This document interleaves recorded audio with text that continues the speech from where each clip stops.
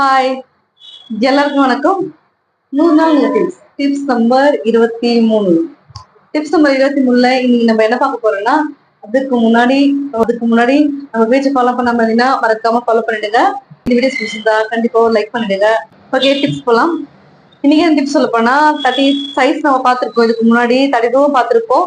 இன்னைக்கு 34 பார்ப்போம். 34ல என்ன சைஸ் பார்க்க போறோம்னா, சேம் 34க்கு வந்து செஸ்டோட ஹைட் எவ்வளவு இருக்கும் அப்படின்னு சொல்றேன் நான். 34 சைஸ்ல இருக்கவங்களுக்கு 34 சைஸ்ல பாத்தீங்கன்னா ஒவ்வொரு ஸ்டெப் 30க்கும் 32க்கும் டிஃப்ரெண்ட்ல அதுக்கும் இதுக்கும் நிறைய டிஃப்ரெண்ட் இருக்கு. அதே மாதிரி 32க்கும் 34க்கும் டிஃப்ரெண்ட் இருக்கு. என்ன டிஃப்ரெண்ட் சொல்றேன்னு, செஸ்டோட ஹைட் பாத்தீங்கன்னா எல்லாருக்கும் ஒரே மாதிரி இருக்காது. 34 சைஸ்ல ஒரு சில பேருக்கு 34ல என்னவோ 12 சரியா இருக்கும். ஒரு சில பேருக்கு 13 சரியா இருக்கும். ஒரு சில பேர் 13 சரியா இருக்கும். அது எப்படின்னா ஹைட் சம்பந்தப்பட்ட இருக்கு. ஒரு சில பேர் ஹைட் அதிகமா இருப்பாங்க, ஒரு சில பேர் குள்ளமா இருப்பாங்க, ஒரு சில பேர் ஒல்லியா இருப்பாங்க. ஆனா செஸ்ட் மட்டும் பாத்தீங்கன்னா கொஞ்சம் சைஸ் பெருசா இருக்கும். அவங்களுக்கு 34 சைஸ் சரியா இருக்கும். அப்போ அவங்களுக்கு 13 அந்த மாதிரி வைக்கலாம் 34 சைஸ்க்கு.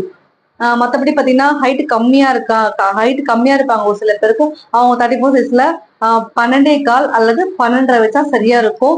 ஸோ 12 சொல்றீங்க, 12 சொல்றீங்க, 13 சொல்றீங்க, இது எதுதான் வைக்கிறது பாத்தீங்கன்னா ஹைட்டுக்கு ஏத்த மாதிரி சைஸ் சேஞ்ச் ஆகும்.